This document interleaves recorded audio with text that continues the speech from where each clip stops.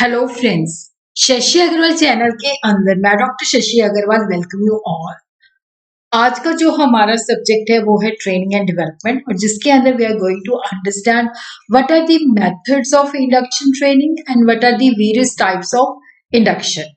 तो इसको हम काफी डिटेल के अंदर स्टडी करेंगे। अगर आपको मेरा ये एफर्ट सही लगता है तो डू लाइक माय वीडियो, इसको शेयर कीजिए, कमेंट कीजिए और मेरे चैनल शशि अग्रवाल को सब्सक्राइब कीजिए। तो this is my app Edusum app, जिसको आप गूगल प्ले स्टोर से डाउनलोड कर सकते हो। ये जो ऐप है commerce, economics and management students को काफी सारा फ्री स्टडी मटेरियल और काफी सारे फ्री मॉक टेस्ट प्रोवाइड करती है। उसी तरह काफी सारे स्ट्रक्चर कोर्सेज भी human resource management and organisation behaviour के यहाँ पे अवेलेबल है। तो सबसे पहले हम देखते हैं इंडक्शन ट्रेनिंग। देखो, ये एक इम्पॉर्टेंट प्रोग्राम है जिसके अंदर क्या होता है कि जो स्टाफ होता है, जो न्यू स्टाफ होता है, जो न्यू एम्प्लॉयज होते हैं, उनको ऑर्गेनाइजेशन के अंदर वेलकम किया जाता है। तो इंडक्शन ट्रेनिंग के माध्यम से जो न्यू एम्प्लॉयज होते हैं उनको वर्किंग एनवायरनमेंट के बारे में बताया जाता है और किस तरह का सेटअप है, किस तरह की पॉलिसीज हैं। तो अगर अच्छे इंडक्शन प्रोग्राम है तो जिससे क्या होता है कि जो एम्प्लॉयज है वो कंफर्टेबल फील करते हैं और उनकी प्रोडक्टिविटी भी इनहांस होती है। तो इंडक्शन ट्रेनिंग जो है ह्यूमन रिसोर्स डेवलपमेंट है, जिसके द्वारा जो है न्यू एम्प्लॉयज जो होते हैं उनको ऑर्गेनाइजेशन के एनवायरनमेंट के साथ जो है ऑर्गेनाइजेशन के अंदर इंट्रोड्यूस किया जाता है ताकि वो अपने काम को सही तरीके से कर सके। तो यहाँ पे इंडक्शन ट्रेनिंग जो है सिस्टमैटिक ट्रेनिंग है, क्योंकि स्ट्रक्चर्ड वे में उनको बताया जाता है। इंडक्शन ट्रेनिंग या ओरिएंटेशन को हम इस तरह से डिफाइन कर सकते हैं, Edwin B Flippo. It is the welcome. जो इंडक्शन है या ओरिएंटेशन है जिसके द्वारा जो न्यू एम्प्लॉयज होते हैं उनको वेलकम किया जाता है ताकि वो कंफर्टेबल फील हो सके और ऑर्गेनाइजेशन के साथ कनेक्ट हो सके। तो इंडक्शन या ओरिएंटेशन जो है that is the process of introducing the newcomer to the organisation. Gary Dessler के मुताबिक ओरिएंटेशन एक प्रोसीजर है जिसके द्वारा जो न्यू एम्प्लॉयज होता है उसको फर्म के बारे में इंट्रोडक्शन दी जाती है। इसकी नीड क्यों है? देखो, यहाँ पे क्या होता है कि फॉर्मल वे से, स्ट्रक्चर्ड वे से एम्प्लॉयज को ऑर्गेनाइजेशन के अंदर वेलकम किया जाता है। जब भी नया एम्प्लॉय ऑर्गेनाइजेशन को ज्वाइन करता है तो उसके मन के अंदर बहुत सारा स्ट्रेस होता है, फियर होती है, एंजाइटी होती है, बहुत सारे क्वेश्चंस होते हैं। उन सारे फोबियाज, एंजाइटी को दूर किया जाता है, क्योंकि अगर ऑर्गेनाइजेशन के अंदर एक अच्छा इंडक्शन प्रोग्राम है तो उससे कंपनी की इमेज भी अच्छी बिल्ड होती है और एम्प्लॉयज के ऊपर भी एक अच्छा इंप्रेशन पड़ता है। और इंडक्शन या ओरिएंटेशन प्रोग्राम जो है वैल्यूएबल सोर्स ऑफ इंफॉर्मेशन है। इससे एम्प्लॉय ऑर्गेनाइजेशन के साथ कनेक्ट होते हैं, बिलोंगिंगनेस बढ़ती है, उनकी एफिशिएंसी बढ़ती है, जिससे एब्सेंटिज्म और टर्नओवर रिड्यूस होता है। और उसी तरह एचआर कॉस्ट भी रिड्यूस होती है, क्योंकि न्यू इंडक्शन प्रोसेस जो होता है एम्प्लॉय को कनेक्ट करता है, वो छोड़ के नहीं जाता। तो एचआर कॉस्ट जो है वो भी कंट्रोल रहती है। उसी तरह इंडक्शन प्रोग्राम से टीम स्पिरिट जो होती है उसको भी इन्हांस किया जाता है। तो इंडक्शन जो कंटेंट्स हैं, एक तो देखो, जब इंडक्शन दी जाती है तो कंपनी की हिस्ट्री के बारे में बताया जाता है। जॉब की कंपनी की हिस्ट्री क्या है, कंपनी का विजन क्या है, मिशन क्या है, कंपनी क्या प्रोडक्ट मैन्युफैक्चर करती है, कंपनी का स्ट्रक्चर क्या है। तो जॉब के रिगार्डिंग भी डिटेल बताई जाती है। ऑर्गेनाइजेशन के अंदर जो एचआर पॉलिसीज होती है उसके बारे में बताया जाता है। जो जॉब होती है उसकी टर्म्स एंड कंडीशंस क्या है, ऑर्गेनाइजेशन के अंदर ग्रीवेंस प्रोसीजर क्या है अगर एम्प्लॉयज को कोई कंप्लेंट वगैरह है, और सोशल बेनिफिट्स क्या अवेलेबल है, और ऑर्गेनाइजेशन जो है उनकी कैरियर ग्रोथ के लिए क्या काम करती है। तो यहाँ पे जो इंडक्शन प्रोग्राम होता है उसको जो एम्प्लॉयज को बेनिफिट जैसे medical allowance, leave, promotional policy उसके बारे में भी बताया जाता है। और जो उनके सुपरवाइजर्स होते हैं, को वर्कर्स होते हैं, ट्रेनर्स होते हैं, एम्प्लॉय काउंसलर्स होते हैं, उनके बारे में भी बताया जाता है। उनको उनके साथ इंट्रोड्यूस किया जाता है और उनकी जॉब रिस्पॉन्सिबिलिटीज के बारे में भी बताया जाता है। तो these are the types of induction: formal, informal, individual और कलेक्टिव, सीरियल और डिस्जंक्टिव, इन्वेस्टिट्यूट और डाइवेस्टिट्यूट। इसको हम वन बाय वन करके जो है स्टडी करेंगे। देखो, जो फॉर्मल इंडक्शन प्रोग्राम है तो ये एक प्लान होता है, स्ट्रक्चर्ड होता है, जिसके अंदर ऑर्गेनाइजेशन जो है प्रॉपरली प्लान करती है कि किस तरह से उन्होंने ऑर्गेनाइजेशन के अंदर एम्प्लॉयज को वेलकम करना है। जॉब रिलेटेड इंफॉर्मेशन देनी है, वर्किंग एनवायरनमेंट के बारे में बताना है। तो यहाँ पे जो फॉर्मल होती है ये सुपीरियर का काफी सारा टाइम कंज्यूम करती है, क्योंकि ये न्यू एम्प्लॉयज को स्ट्रक्चर्ड वे के अंदर, स्ट्रक्चर्ड वे का मतलब होता है कि उसको स्टेप बाय स्टेप सारी चीजों के बारे में बताती है, फंडामेंटल चीजों के बारे में बताती है और अपॉर्चुनिटीज के बारे में बताती है, जिससे देखो जो एम्प्लॉयज को फॉर्मल वे से जब इंट्रोड्यूस किया जाता है तो उसके अंदर एम्प्लॉयज को अच्छा भी लगता है, कंपनी की इमेज भी इंप्रूव होती है, वो ऑर्गेनाइजेशन के साथ रिलेट भी करता है। तो इसके अंदर सारे तरह के लेवल, चाहे वो टॉप लेवल है, मिडिल लेवल है, लो लेवल के लेवल जो एम्प्लॉयज होते हैं वो इसके अंदर इन्वॉल्व होते हैं।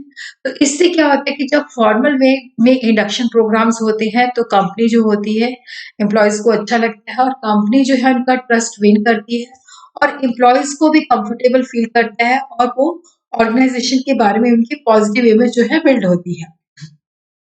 उसी तरह ही हम देखते हैं कि जो इनफॉर्मल इंडक्शन होती है ये प्रॉपर्ली प्लान नहीं होती, ये एडहॉक होती है। तो यहाँ पे न्यू एम्प्लॉय जो होते हैं खुद ही सीखते हैं हिट एंड ट्रायल मेथड से, वो खुद ही अपने आप ही वर्क इन्वायरमेंट के बारे में उनको पता चलता है। तो कई बार क्या होता है कि जब प्रॉपर स्ट्रक्चर बेस्ड नहीं बताया जाता तो कई बार एम्प्लॉय जो होते हैं स्ट्रेसफुल भी हो जाते हैं बिगनिंग के अंदर। और अगर फॉर्मल इंडक्शन नहीं है, इनफॉर्मल इंडक्शन ही है कि वो अपने आप सीखेंगे, तो लेबर टर्नओवर रेट भी इंक्रीज हो जाता है और कंपनी को, क्योंकि कई बार एम्प्लॉय छोड़ के चले जाते हैं तो दोबारा से रिक्रूटमेंट प्रोसेस के अंदर इन्वेस्ट करना पड़ता है। इंडिविजुअल इंडक्शन देनी है या कलेक्टिव इंडक्शन देनी है, तो ऑर्गेनाइजेशन के अंदर एम्प्लॉयर हैज टू डिसाइड कि किस तरह की देनी है, कि इंडिविजुअली देनी है या ग्रुप के अंदर देनी है। देखो अगर कैंडिडेट्स को इंडिविजुअली ओरिएंट किया जाता है तो इसके अंदर क्या होता है, क्योंकि हर एक एम्प्लॉय दूसरे से डिफरेंट होता है तो वहां पे स्टैंडर्डाइज व्यू जो होता है नहीं बिल्ड कर पाती।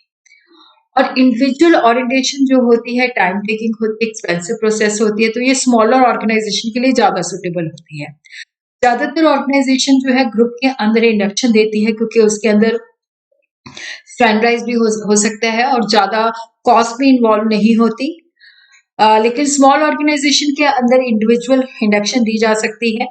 अगर बड़ी ऑर्गेनाइजेशन के अंदर भी जो है इंडिविजुअल एंड कलेक्टिव दोनों को यूज किया जाता है।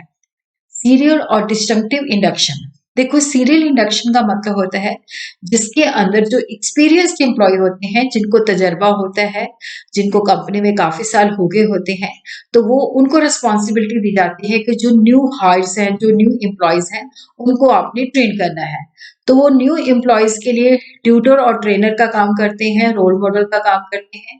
तो इससे क्या होता है कि सीरियल इंडक्शन से क्या होता है कि जो वर्किंग कंडीशंस है वो उनको मेंटेन किया जा सकता है, कस्टमर के बारे में इंफॉर्मेशन दी जाती है। बट इसका एक नुकसान होता है क्योंकि यहाँ पे स्ट्रक्चर्ड वे के अंदर जो एक्सपीरियंस्ड एम्प्लॉय होता है वो उनको ट्रेन करता है, तो जो नॉर्म्स होते हैं उनके बारे में बताता है। तो एम्प्लॉयज को एक स्ट्रक्चर्ड मेथड बताया जाता है, एम्प्लॉय उसी के अकॉर्डिंगली अपने आप को अडेप्ट करते हैं, तो वहां पे उनकी क्रिएटिविटी और इनिशिएटिव जो होता है हैम्पर हो जाता है।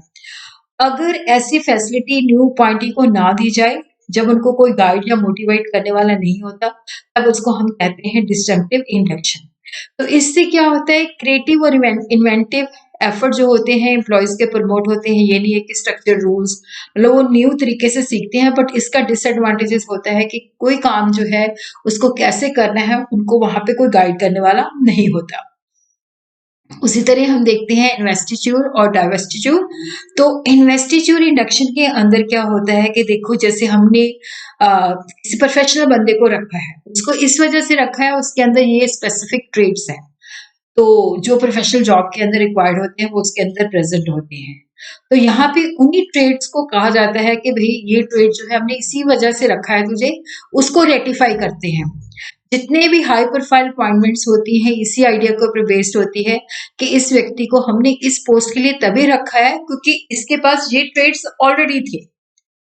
तो इन्वेस्टिट्यूट जो है that seeks to ratify the usefulness of the characteristics that the person bring to the job, उसको मॉडिफाई नहीं किया जाता क्योंकि उसको रखा ही इस वजह से गया है कि उसके अंदर ये क्वालिटी है, ट्रेड्स है, ये उसके अंदर क्वालिटी है, क्वालिफिकेशन है उसकी ये।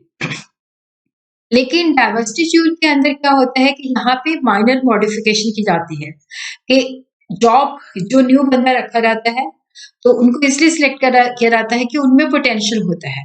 तो ऑर्गेनाइजेशन का जैसा सेटअप है, ऑर्गेनाइजेशन के अंदर, जॉब के अंदर जिस तरह की फीचर चाहिए, उनको वहां पे उनकी अडेप्टेशन करवाई जाती है, मॉडिफिकेशन करवाई जाती है। जैसे मिलिट्री के अंदर this method is applied to make you more acceptable to the other employees, more appropriate to the organisation. उनको यहाँ पे उनके जो अपने ट्रेड्स होते हैं उनको कहा जाता है कि छोड़ दो भाई, जॉब के साथ ये रिलेटेड है तो इसको आप अडेप्ट करो। तो यहाँ पे उनको इन्वायरमेंट के अकॉर्डिंगली जो है मॉडिफाई किया जाता है।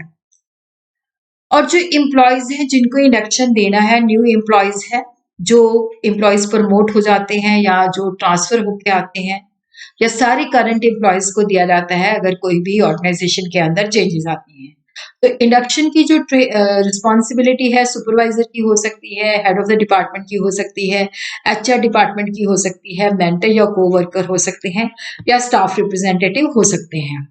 Now we will understand what are the methods of induction training. Group orientation, one on one orientation, buddy program, self directed orientation, online orientation, emails, videos and checklist, जिसको हम one by one करके understand करेंगे।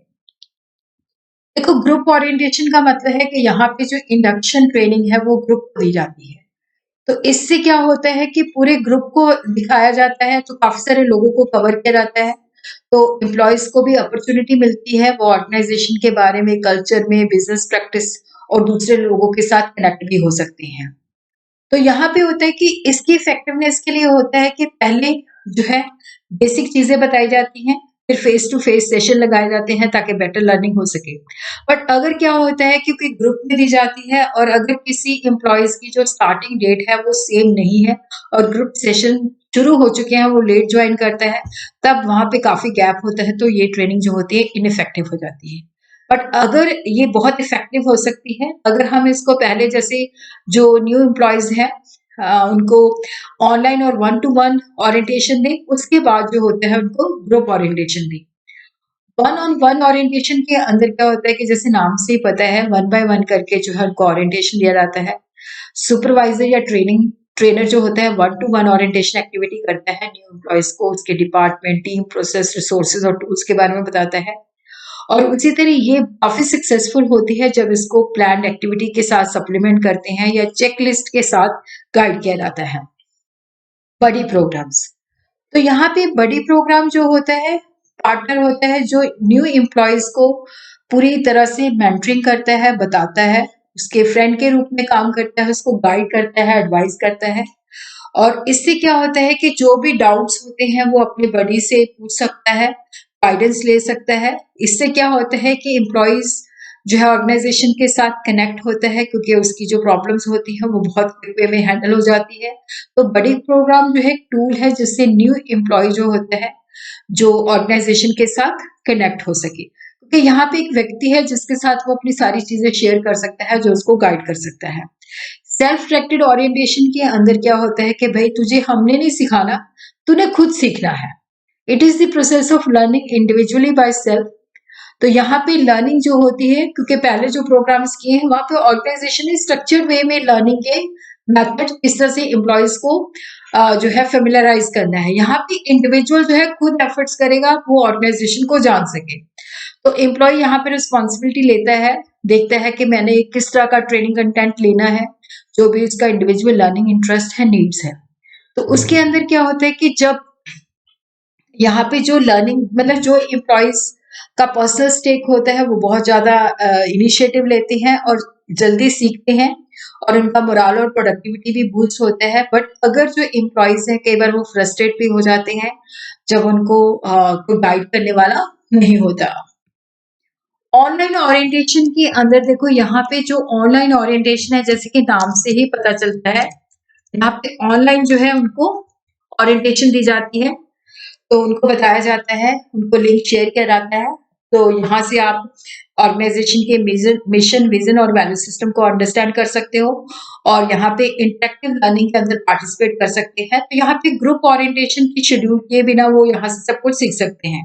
तो यहाँ पे होता है कि कोई स्टार्टिंग डेट नहीं होती, तो यहाँ पे क्या होता है कि एम्प्लॉय जो होते हैं ऑनलाइन जो इन्फॉर्मेशन होती है उसको एक्सेस कर सकते हैं। और इसके अंदर web page with text, audio, video self paced और learning modules, discussion forum, web conferencing और टेक्स्ट चैट होती है, जिसके द्वारा एम्प्लॉय जो है ऑनलाइन माध्यम से सीखते हैं। इसी तरह ईमेल जो होता है, जैसे न्यू हायर को ईमेल भेजी जाती है कि ये ऑनलाइन ओरिएंटेशन स्टेज स्टार्ट होगा, तो यहाँ से आप इंफॉर्मेशन ले सकते हो, यहाँ से आप कंपनी के डॉक्यूमेंट्स डाउनलोड कर सकते हो। उसी तरह वीडियोस, जो कॉर्पोरेट वीडियोस होते हैं, टेलीविजन डॉक्यूमेंट्रीज होती हैं, तो उनके द्वारा भी ओरिएंटेशन दी जाती है, ताकि ऑर्गेनाइजेशन का किस तरह का कल्चर है, किस तरह के प्रोडक्ट्स है, किस तरह की हिस्ट्री है, वो वीडियोस के द्वारा उनको बताई जाती है। चेकलिस्ट के अंदर क्या होता है कि देखो, चेकलिस्ट के अंदर बेसिकली ये जो चेकलिस्ट होती है, चेकलिस्ट के अंदर जो होता है एक इम्पॉर्टेंट टूल है, ये गाइडलाइंस प्रोवाइड करती है कि जब हमने, क्योंकि इसके अंदर पूरा एक स्ट्रक्चर्ड वे से जो होती है लिस्ट बनी होती है कि ये चीजें हमने from the beginning to the end उसको सिखानी है, तो जो जो चीज हो जाती है तो उसको टिक मार्क कर दिया जाता है। तो ये जो गाइडलाइन है बहुत इंपॉर्टेंट होती है मैनेजर को, सुपरवाइजर को, ट्रेनर्स को एंड न्यू हायर्स को, क्योंकि इससे चेकलिस्ट से हमें पता चल जाता है कि ये चीजें हमने उनको बतानी है और ये चीजें हमने कवर कर ली है। तो चेकलिस्ट जो होती है, जैसे इंट्रोडक्शन कंपनी के बारे में, उसकी जॉब रिस्पॉन्सिबिलिटी के बारे में, उसका वर्क शेड्यूल की परफॉर्मेंस के बारे में, उसको financial benefit, safety and security, इस तरह की चेकलिस्ट जो होती है उसके अंदर बनी होती है।